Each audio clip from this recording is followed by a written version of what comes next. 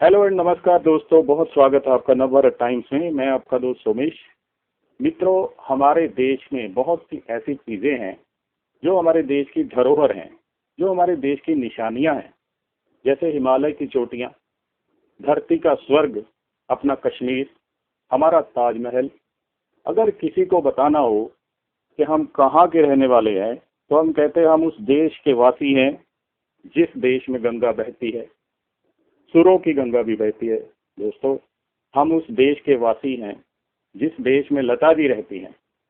जी हाँ मित्रों, आज नवभारत टाइम्स को ये गौरव प्राप्त है कि स्वर कोकिला और स्वर साम्राज्ञी लता मंगेशकर जी स्वयं उपस्थित है हमारे साथ बात करने के लिए। लता जी, बहुत बहुत धन्यवाद और हम आपका हार्दिक अभिनंदन करते हैं। आपको बहुत बहुत नमस्कार और बहुत बहुत शुक्रिया जी जी, कहिएगा। मैं पहले आपसे ये पूछना चाहता हूँ कि 7 दशकों से अधिक समय स्वरों की जो धारा बह रही है, जिसको हो गया है, आपने संगीत की इतनी लंबी यात्रा तय की है। आज अगर आप पीछे मुड़कर देखना चाहें तो कैसा लगता है आपको?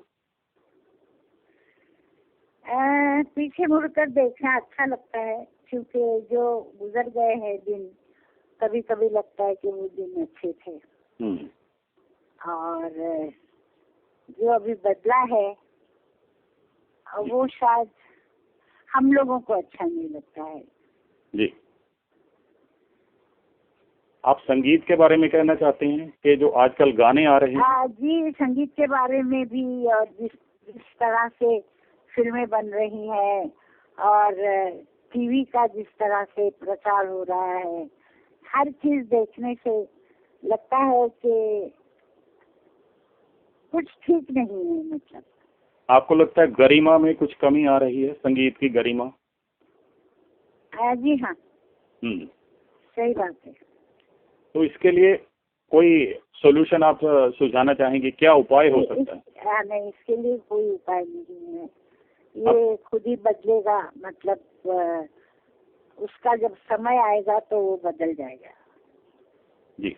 इसको कोई बदल नहीं सकता है। अब जो चल रहा है ये तो चलेगा, क्योंकि सबको ही पसंद आ रहा है।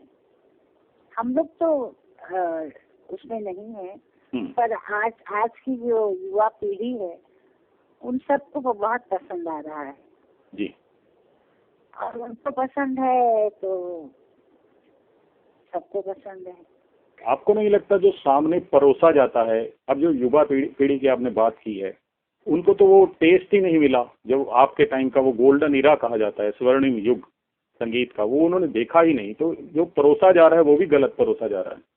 नहीं, देखिए, हो सकता है कि परोसा जा रहा है, वो कहाँ तक मतलब पॉपुलर हो रहा है मुझे मालूम नहीं। पर एक बात है कि आज भी मैंने सुना है, हमें बताया गया है कि आज भी सेल अगर किसी बात का है, लोग अगर सुनते हैं या यूट्यूब से लेते हैं, वो हमारे पुराने गाने होते हैं। मतलब रफी साहब, मुकेश भैया, हेमंत कुमार, तलत महमूद, आशा भोसले और लता मंगेशकर और गीता दत्त, मतलब इन लोगों को आज भी लोग सुनना चाहते हैं।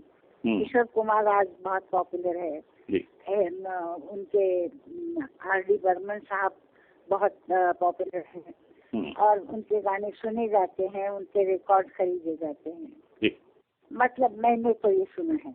बिल्कुल सही सुना है लता जी आपने। जो ऐसा स्वर्णिम युग था वो तो कभी भी पुराना हो ही नहीं सकता और मुझे लगता है वो सदियों तक ऐसे ही चलता रहेगा। एक कलाकार के नाते मैं आपसे ये प्रश्न पूछना चाहता हूँ कि बेशक आपने अभी फिल्मों में गाना बहुत कम कर दिया है, लेकिन फिर भी कलाकार के बारे में ये कहा जाता है कि कला उसका एक हम क्या कहें, उसका एक अभिन्न अंग बन जाता है, उसके बिना वो रह भी नहीं सकता। तो उस कला की जो भूख है उसको अब आप कैसे पूरा करती? शायद आपने सुना नहीं होगा, पर मैंने फिल्मों में मैं कम गाती हूँ, कभी कभी गाती हूँ अगर मुझे गाना पसंद आता है तो। या कोई बहुत मेरे नजदीक के लोगों में से हो तो मैं उनके गाने गा देती हूँ। पर मैंने गाना बंद नहीं किया है। मैं गा रही हूँ। मैंने ज्यादातर मतलब भक्ति के गीत ज्यादा रिकॉर्ड किए हैं। हाँ हाँ बिल्कुल। कृष्णाय नमः किया है जी। हर हर महादेव किया है जी। जैनों का किया है रिकॉर्ड जी। और वो बहुत चला है मतलब। और मेरी कंपनी है एलएम म्यूजिक। हाँ जी। तो उसके थ्रू मैं ये कर रही हूँ। बच्चों के गाने किए हैं मेरी सिस्टर ने, मराठी के गाने किए हैं। हम लोग रिकॉर्डिंग तो बराबर करते जा रहे हैं। बंगाली किया था मैंने गई पूजा में जी। तो रिकॉर्डिंग तो मेरी होती है। बीच में मैंने हनुमान चालीसा किया है जी। तो वो रिकॉर्ड मेरा बहुत चला है। गजल किए हैं जी। तो वो भी चले हैं। ये तो हमारे लिए बहुत खुशी की बात है कि अभी भी आप उस प्रकार से काम कर रही हैं। शायद ये आपके मन को और शांति देने वाली अभी प्रक्रिया है, और किसी कारण से नहीं तो कम से कम ये जैसे आपने कहा धार्मिक आप एल्बम ज्यादा कर रही हैं। जी हाँ जी। मुझे अच्छा लगता है और उसमें शांति मिलती है जी। मैंने मतलब साईं बाबा के भजन किए हैं जी जी, बहुत अच्छे। उनका जो रोज चलता है वो किया है जी। और जो भी सब्जेक्ट मिलता है गणपति किया है जी। तो संस्कृत के ज्यादा हुए हैं मेरे। हाँ जी। मैंने तिरुपति का भी किया है।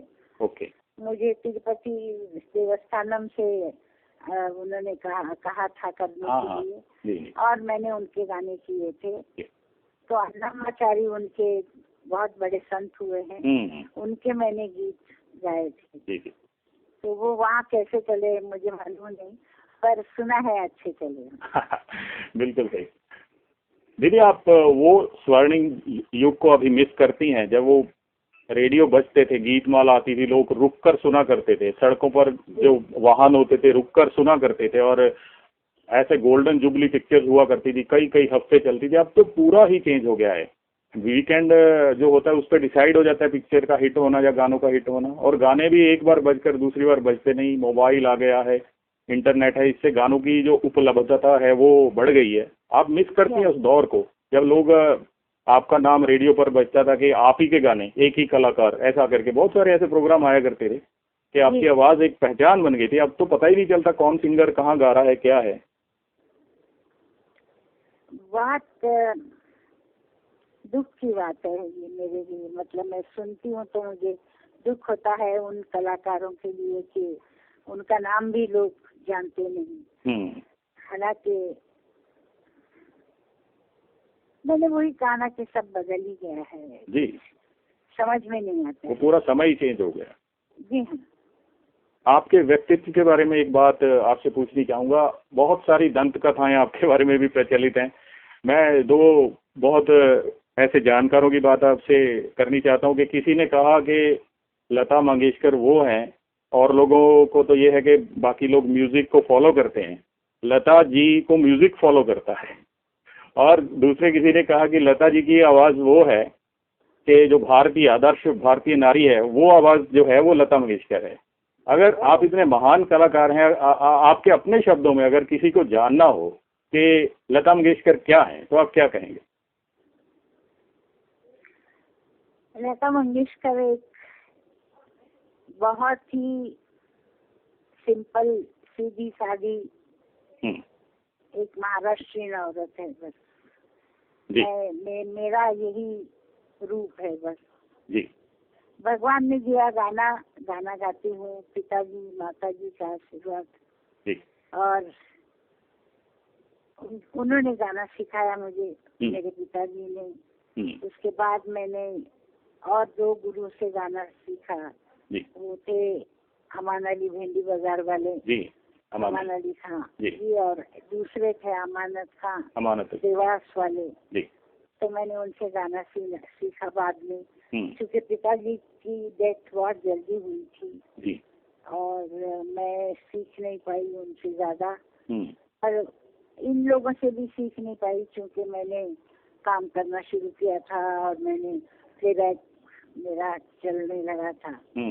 तो सीखती थी सुबह मैं थोड़ी देर, और बाद में सारा दिन गाना गाती थी, सब फिल्मों के गाने गाती थी। जी जी। तो मेरा इसी तरह से मतलब जीवन बीता है कि गाना गा के घर से गाना मतलब रिकॉर्डिंग स्टूडियो। अब भगवान ने इतना नाम दिया कि मैंने कभी एक्सपेक्ट नहीं किया था। आपको लगता है आपके पिताजी ने तो वैसे मैंने सुना है कि एक भविष्यवाणी की तरह कर दी थी कि आप सफलता को चूमेंगे एक दिन? जी हाँ, उन्होंने कहा था क्योंकि वो ज्योतिष जानते थे जी। अरे और उन्होंने अपने शौक से सीखा था और उनका अभ्यास बहुत था उस पे। उन्होंने मेरी माँ को कहा था कि लता का नाम बहुत होगा, पर देखने के लिए मैं नहीं रहूंगा। अरे क्या बात है। और कुछ उनके पहचान के लोग थे जिन्होंने मुझे बाद में बताया।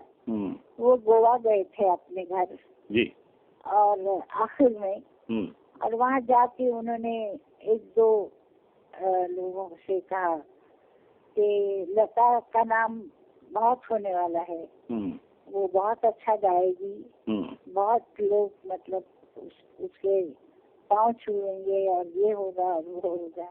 बहुत उन्होंने उन लोगों से कहा था और कहा कि ये मैं भविष्य उसका बताते जा रहा हूँ कि लता का नाम बहुत होगा और वो हमेशा उसका नाम मतलब बहुत आश्चर्य है। होनहार विद्वान के होत चीखने पात कहते हैं ना। दीदी आप भाग्यों को कितना मानती हैं? जैसे आपकी भाग्य की रेखाएं बदली, मैं दो ऐसे घटना आपको कोट करके इस प्रश्न को जोड़कर पूछता हूँ। हाँ हाँ। आपने फॉर्मल एजुकेशन नहीं ली, एक ऐसी घटना हुई कि शायद आशा जी थे जिनको आप स्कूल में लेके जाती थी, टीचर की डांट पड़ी, फिर आप उसके बाद स्कूल नहीं गई। और दूसरा जो ये आपका जो आप कह रहे हैं कि बाबा ने बताया था एक बार कि लता बहुत सफल होगी। अगर आप फॉर्मल एजुकेशन लेते, कॉलेज में जाते, तो क्या पता आप कुछ और बन जाते और हमको ये जो स्वर कोकिला जो आपको ये इतना जैसे आपने भी कहा सम्मान मिला पूरे संसार भर में, वो शायद नाम ही। मैं आपको बताऊं, अगर मैं एजुकेशन लेती और मैं बहुत बड़ी कोई मतलब प्रोफेसर बन जाती या कोई और बन जाती या डॉक्टर बन जाती तो भी मेरा गाना नहीं छूट सकता था, क्योंकि मेरा बचपन मतलब मैं जब से मुझे याद है मैं गाना गाती थी और हर समय मैं गाना गाया करती थी। मेरे घर में मेरी माँ कभी कभी बहुत तंग आ जाती थी और वो कहती थी कि अभी बस करो गाना। वो मैं तो वहाँ किचन में मैं जाके एक हमारे यहाँ स्टैंड था, उस स्टैंड पे सब डब्बे रखा करते थे। मैं उस स्टैंड पे बैठ जाती थी और मेरी माँ खाना बनाती थी। तो वो जब खाना बनाती थी तो मैं वहाँ बैठ के सहगल साहब के गाने उसको सुनाया करती थी जोर जोर से। तो वो कहती थी यहाँ से निकलो, बाहर जाओ, बाहर जाके अपने पिताजी को सुनाओ, मुझे मत सुनाओ। तो मेरा गाना नहीं छूट सकता था, मैं गाती। अगर मैं डॉक्टर भी होती तो ऑपरेशन करते गाना। क्या बात है, ये सबसे बड़ी बात कही। बहुत बढ़िया बात है, काम करते करते भी गाना। आप गाने गुनगुनाते। केएल सहगल जी, कुंदनलाल सहगल जी के तो आप एक तरह से बहुत बड़े फैन है, सारी दुनिया को पता है। बहुत लोग हम जैसे लोग हैं जो बाथरूम सिंगर्स होते हैं, आप लोगों के गाने गुनगुनाते हैं, लेकिन आप कभी अब जब भी आपको मौका मिलता है तो आप अपने ही गाने दीदी गुनगुनाती हैं या किसी और कलाकार के?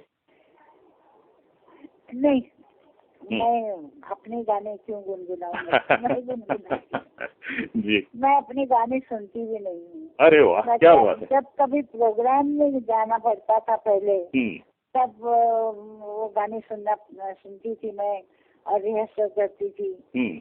तो तब पता चलता था कि ये गाना ऐसा है और ऐसे गाना है। पर वैसे मैं रिकॉर्ड लगा के सुनना वगैरह ज्यादातर बड़ी गुलाम अली खान साहब को सुनती हूँ या मेहंदी हसन साहब को। मेहंदी हसन जी। हाँ, या कभी मतलब अपने लोगों के सुनती हूँ जो अच्छा गाते हैं, मेरी बहन के, या किशोर दा के मुझे बहुत पसंद है। जी जी। उनके गाने सुनती हूँ जी। तो गाना मेरा सब कुछ गाना है, बाकी कुछ नहीं। बाकी कुछ नहीं। दीदी एक आप भ्रम को दूर कीजिए आज के बच्चों से लेकर बड़ों तक, ये एक दंत कथा बहुत सालों से मैं सुनता चला आ रहा हूँ कि लता मंगेशकर जी इतना सुरीला गाती हैं कि वैज्ञानिकों ने उनके गले का निरीक्षण करने की बात करी है। क्या ये बात में कहाँ तक सच्चाई है? नहीं, ये बात में कोई दम नहीं, गलत बात है। गलत बात है ये किसी ने ऐसी बात सचमुच में दंत कथा है ना?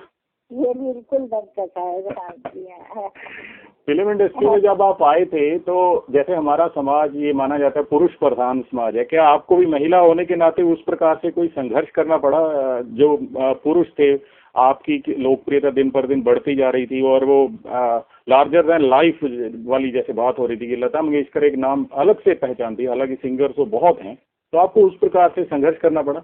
रॉयल्टी के मुद्दे पर मोहम्मद रफी साहब से आपकी अनबन हुई, हालांकि आप पूरे प्लेबैक सिंगिंग जो कम्युनिटी है उसके बारे में ही बात कर रहे थे, एस.डी. बर्मन जी के साथ भी हुआ, वो तो ऐसे इंसिडेंट्स कुछ हुए आपके साथ?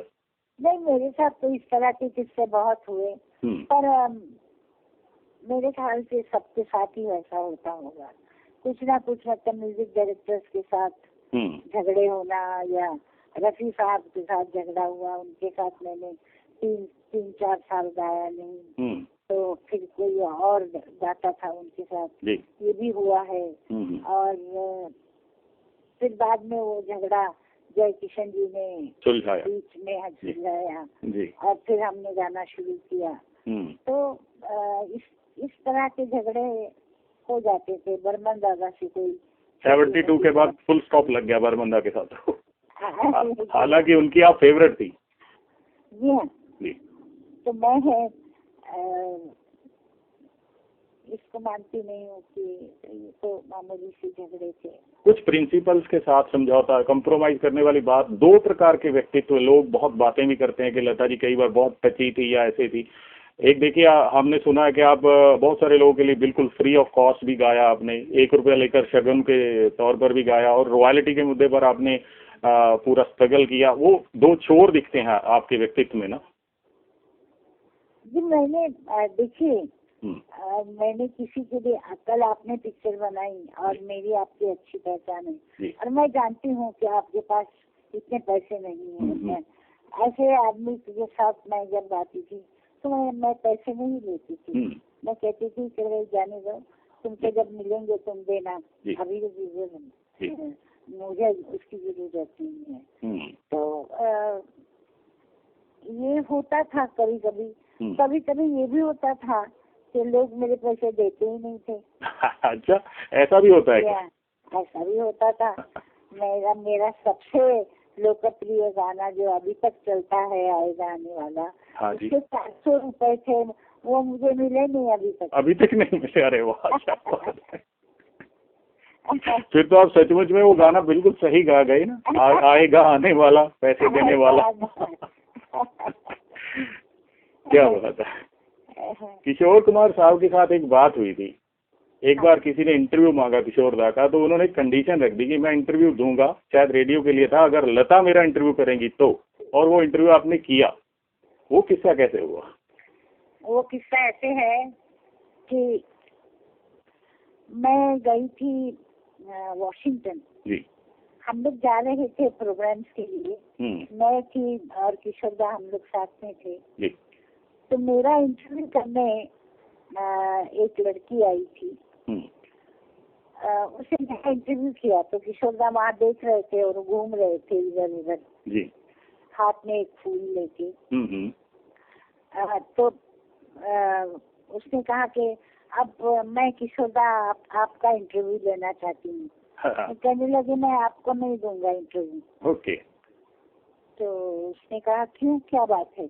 नहीं, लता मेरा इंटरव्यू करेगी, कोई मैं दूंगा नहीं, तो मैं इंटरव्यू नहीं करूँगा। तो वो बहुत चिढ़ गई, मतलब उसको गुस्सा आया। फिर भी उसने अपने आप को रोक के कहा अच्छी बात है।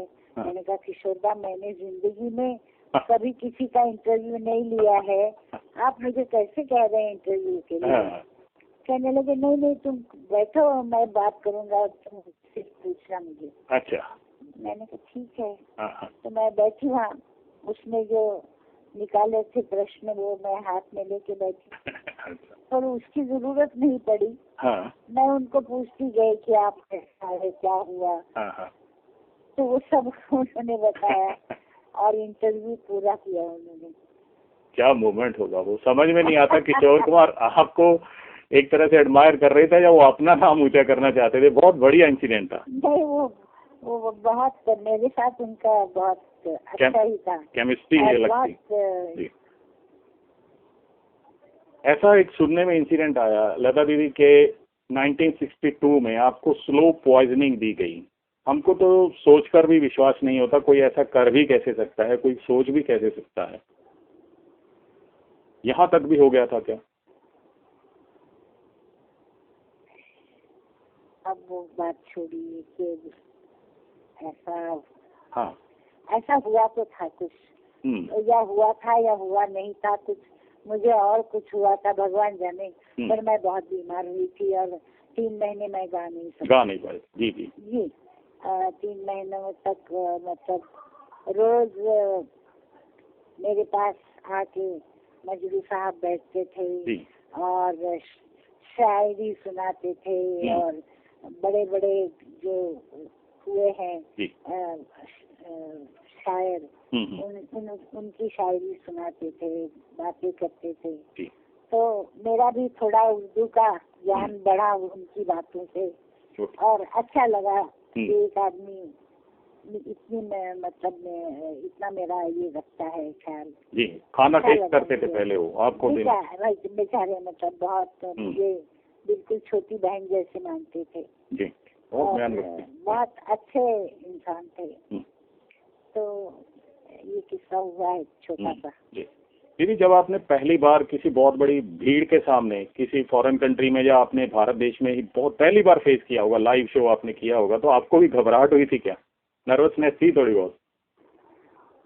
मुझे देखिए, स्टेज पे मैं जब भी जाती थी, या अभी तो मैंने बंद किया है, पर जब भी मतलब स्टेज पे जाना होता था तो स्टार्ट पे मैं जरा कांप जाती थी। मुझे डर लगता था। तो पहला श्लोक गाती थी मैं, वो गाने के बाद फिर मैदान बिल्कुल खाली होता था। खाली है, कॉन्फिडेंस आ गया जी। फिर मेरा ही मतलब वहाँ जंगल मेरी चलती थी। तो बाकी मुझे कभी डर नहीं लगता था। डर कभी नहीं लगा? कभी नहीं। फिल्मों का भी आपको शौक है, फिल्में देखने का? कोई ऐसा हीरो या हीरोइन जिसकी फिल्में आप खास तौर पर एडमायर करते हो, बार बार देखना चाहते रहते हो?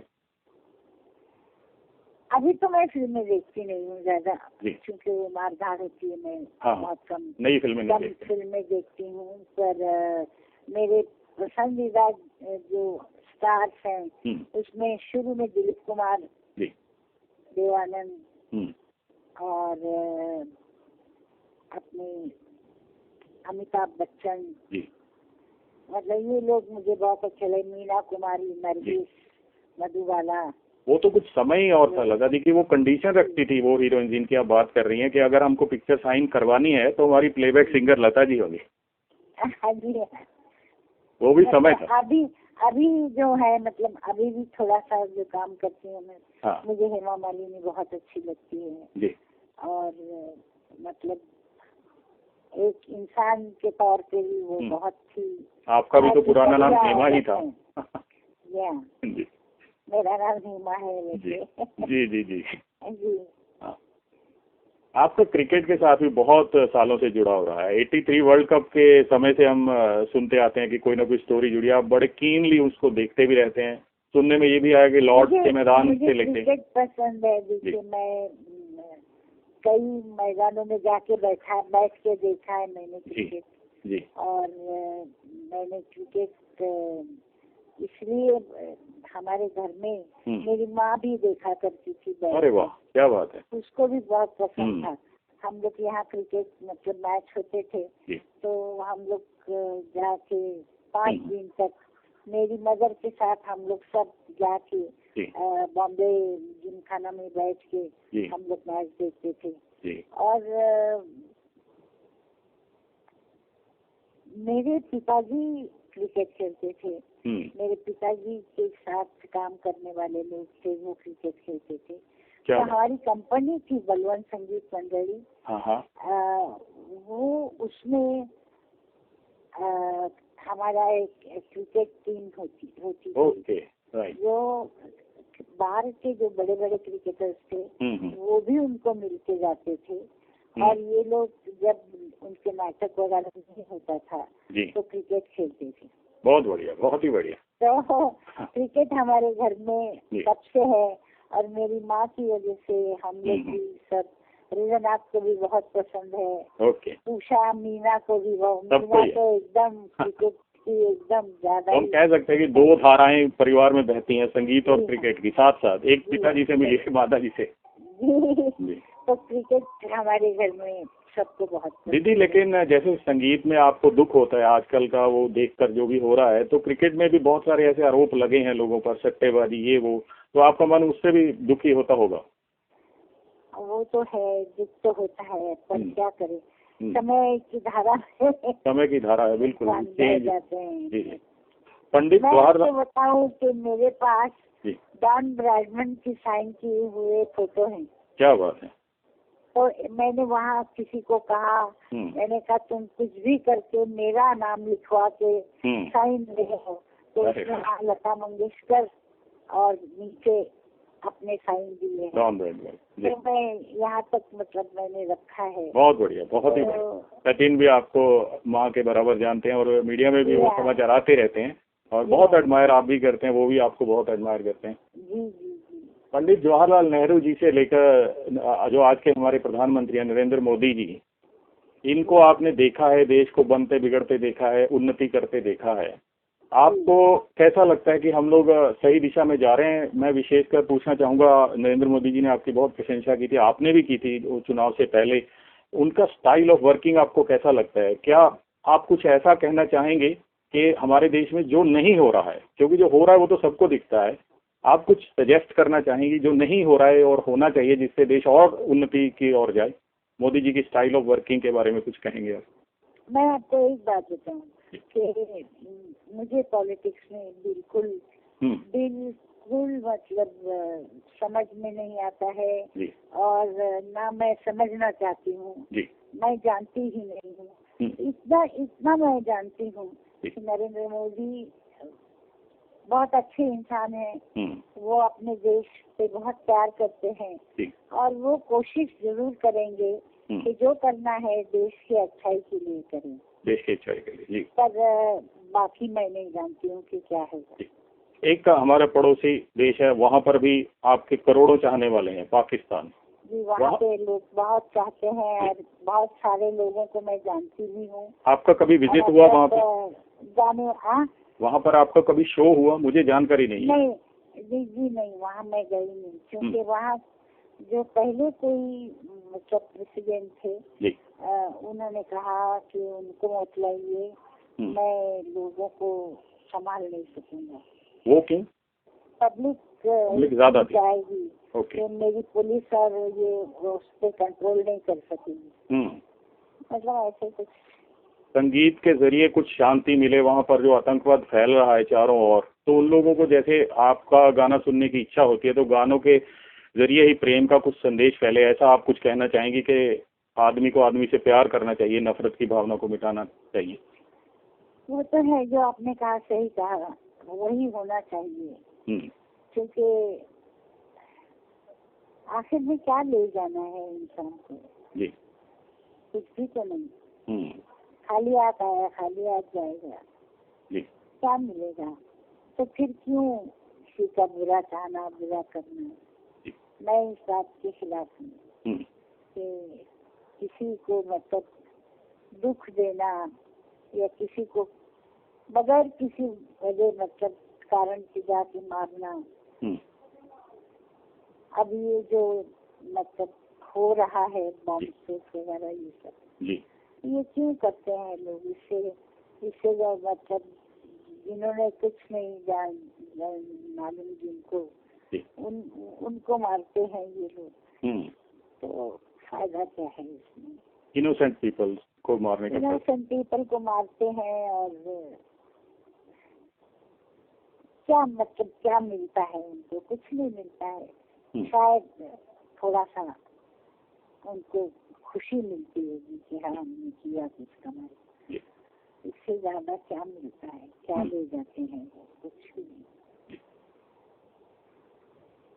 सब मिलजुल के रहे तो देश का भला हो, सभी देशों का भला हो। सभी देशों का भला, वही वो जो वर्ल्ड पीस का जो संदेश है। जी हाँ, वही आप देना चाहेंगे। जो अंतिम प्रश्न आपसे पूछता हूँ, बहुत समय आपका नहीं लूंगा लता जी, आप ये बताइएगा, जो आजकल की युवा पीढ़ी है हमारे देश की, जो गाना भी चाहते हैं, बहुत सारे प्रोग्राम टीवी पर आते रहते हैं ऐसे गानों के संबंध में, जो सिंगर बनना चाहते हैं, या और भी कोई संदेश जो आप देना चाहें पूरे देश भर को? देखिए, जो गाना चाहते हैं उनको सबसे पहले ये देखना चाहिए कि मेरी आवाज कैसी है।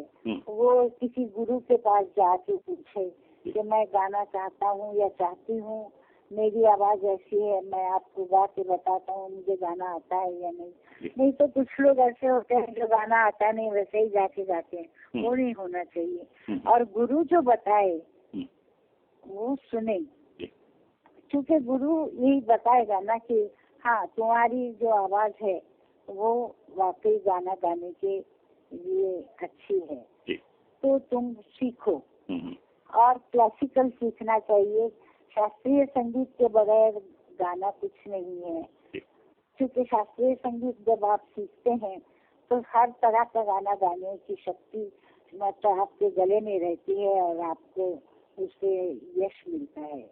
ये आजकल नहीं हो रहा ना, क्लासिकल जो शास्त्रीय संगीत है उसको तो पीछे छूटता जा रहा है। जी, पर नहीं, अभी भी बच्चे सीख रहे हैं, मैंने देखा है, सुना भी है कि काफी लोग सीख रहे हैं। और मैं युवा पीढ़ी को ये कहना चाहती हूँ कि अपने देश से प्यार करें, देश के लिए।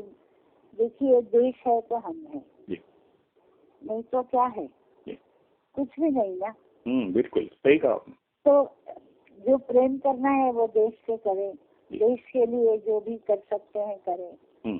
अपने देश के लिए मतलब वो जितना अच्छा बन सके, जैसे अभी नरेंद्र मोदी जी ने कहा कि सफाई रखो, अच्छे रहो, शांति रखो, तो वो बहुत जरूरी है हम लोगों के लिए। वरना हमारे देश के लिए लोग कहते हैं कि वो तो वहाँ भिखारी ज्यादा है, गरीब